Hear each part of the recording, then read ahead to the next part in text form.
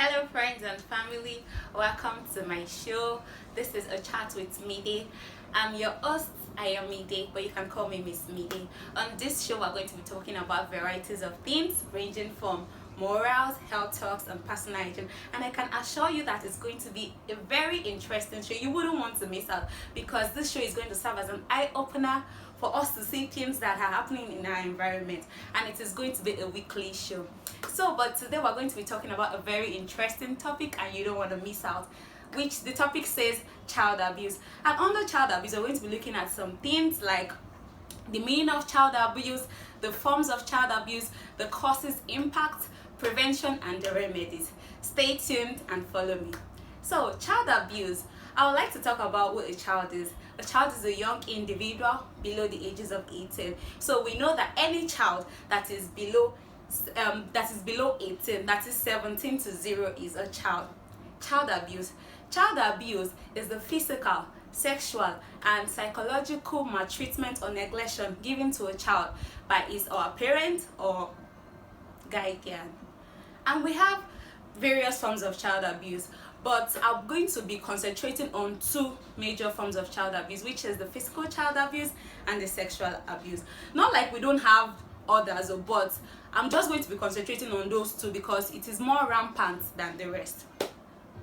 Now, what is physical child abuse? Physical child abuse has to do with something that we can see, something that you can see with your eyes, and this has to do with the use of sharp objects, knife, blade on a child. So when you say a child that has scars on the body, don't just assume that okay, the child maybe got injured, but you should know that you can actually think of it to be a physical abuse, especially when the thing is so obvious. And this happened as a result of maybe a man or a woman getting angry or pushing his or her annoyance on a child for no cause.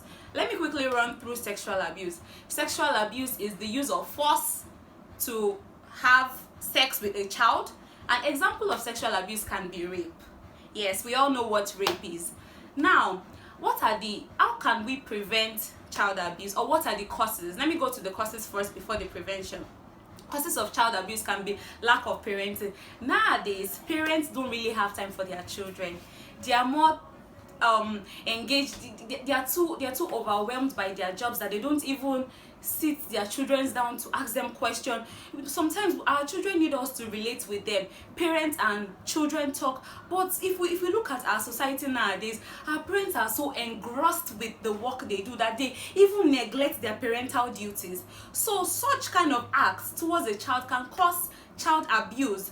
And another one is drugs. We all know the impact of drugs on we humans. If you are a drug addict, or maybe someone that takes cocaine and different kinds of addictive, you know that we hear of series of people that due to the drugs they took, they will see maybe their family or something, and you start getting attracted. That is what drugs can do to you. And also stress, isolation. You know, nowadays, due to the country we are in, not everybody has the opportunity to have a white collar job. Not everybody has the resources, not everybody has the money, not everybody live in a luxury house or has the luxury things that some other people are enjoying. So all of these things can make a parent to say, okay, I'll take my child to my niece's place or my cousin or her uncle and auntie, and you don't even know the mind of those people, you only know your mind. So all of those things can lead to child abuse. Hope you're following me. So now we are going to be looking at the impact of child abuse on a child. The impact of child abuse on a child. Okay, one, I'm going to be talking about emotional scar. Child abuse is a very, very crucial thing that we really need to look into. When I mean emotional scar, what do I mean? A child that is abused physically. And one thing I forgot to mention it, a child cannot go through sexual abuse without passing through physical abuse, because a man wants to rape a child, the child will try to struggle and do all sort of things to save his or herself. And doing that, the child can get hit, strangled and all sorts. If the child can even get unconscious, and all other things can now follow suit. So emotional scar has to do with like a trauma where the child will face and all, like having to think that okay, let me share you a story. I read a book some days ago. It was about a girl. This girl is so beautiful. She has the walk, she has everything, but one thing is missing in her life. She doesn't have a man. At least in Nigeria today, we know that when a lady has come of age, you have everything, you've achieved all what you want, you should have a man in your life, so to the extent that you'll be thinking of settling down.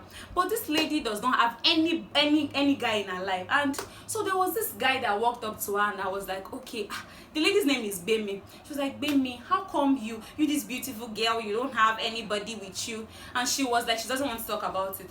So when she saw that the guy kept on pestering her, she decided to open up. So she later shared a story that her dad sexually abused her while she was growing up. You can imagine how traumatized she would be. You can imagine how bitter she would be. But and it took her very long to actually heal her from that pain, because it's something that she would always live to remember.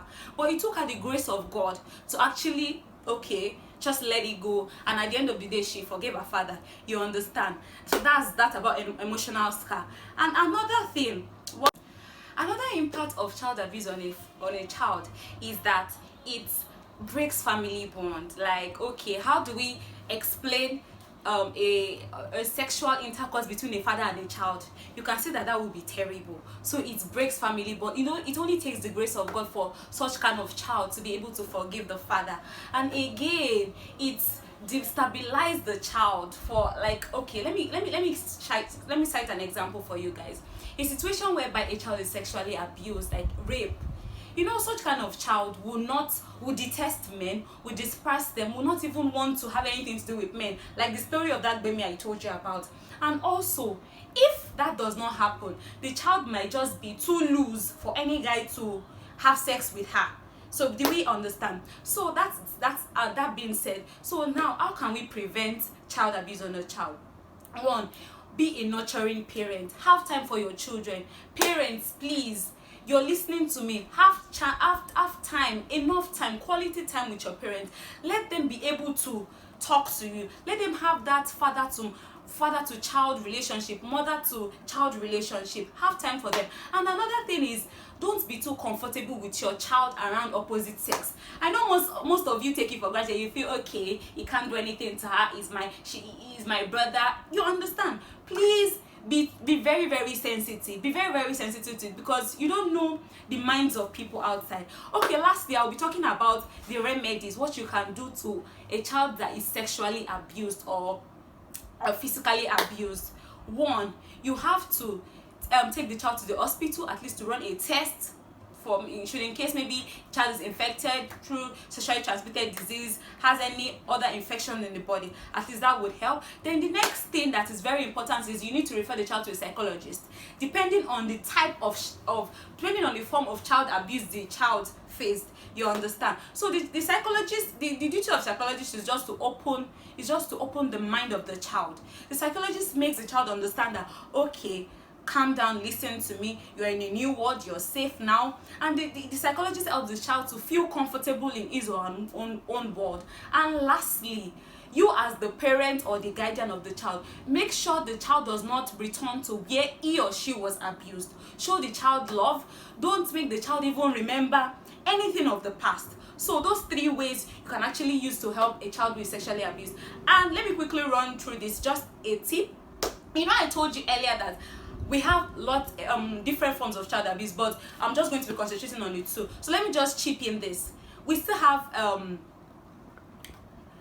discriminatory child abuse. This has to do with race, age, gender, skin color, and the likes like that.